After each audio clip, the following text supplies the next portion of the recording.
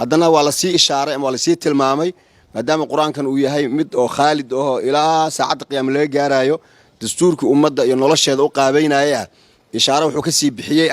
hadda waxaad haysataanna waad u jeedaanoo ilaahay uga mahad celiya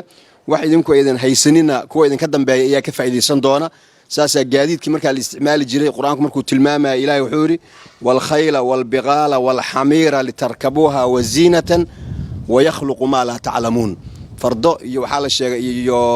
baqal iyo waxyaabihii markaas gaadiidka dadka u ahaa waxaana lagu soo gebagabay aayadda wa ilaahay wuxuu abuuri doonaa wax idinka hadda joogaayay aydan garanaynin marka maanta waxaynu u joognaa qalabkaas yar ee gacanta aynu ku wadanno ee moobaylada iyo isgaarsiinteeda iyo adduunkii oo hal meel isugu wada imaaday oo caalamka daafihiisa wixii ka dhacay oo dhan aad gacantaada ku maamulanayso marka waxaa lainooga baahan yahay saas markay dhacdo inaan ilaahigii inoo sakhiray inaan ka mahad celinno haddii berigii qur-aanku bilowga uu ahaa oo soo degaayey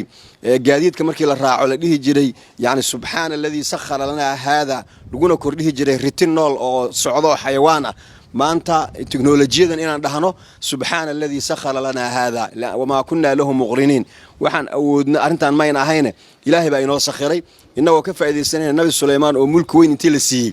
yaa wuxuu yidhi hala ii keeno boqorad markaas jirtay kursigeeda yaa ii keenaya sida hadda la yidhaahdo qandaraasaa la bixinaya ayaa loo soo bandhigay markaas waxaa ku tartamay dad iyo jinni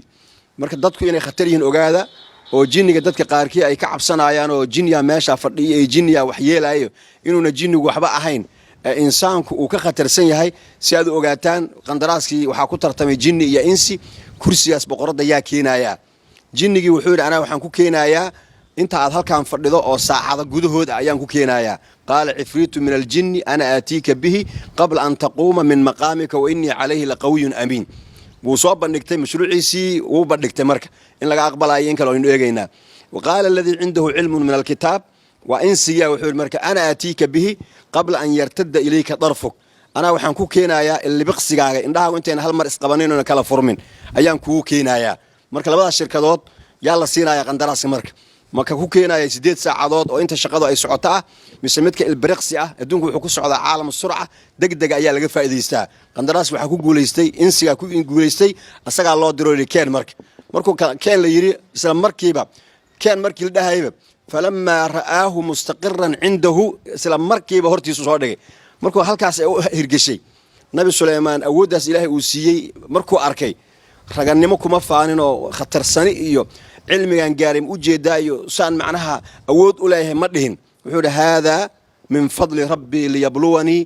ashkur am akfur ilaahay baa igu imtixaamaya inaan u mahad celinayo in kale marka hawlahan aan hayno oo teknolojiyada casriga ay kulli wada waxa rabaa in ilaahay nagu xiraan oo dhahno hada min fadli rabbi liyabluwani ashkur am akfur marka ilaahay naga dhigo ku mahad celiya markaan ka mahad celinana ilaahay wuxuu inoo sii furaya aafaaq kale iyo barwaaqooyin kale ayuu sii gaarsiinaya nicmada oo lagu shukriyana guul ayaa lagu gaaraa la in shakartum لأزيدنكم مرك إلهي نو زياديو اللهم زدنا ولا تنقصنا وأكرمنا ولا تهنا السلام عليكم ورحمة الله وبركاته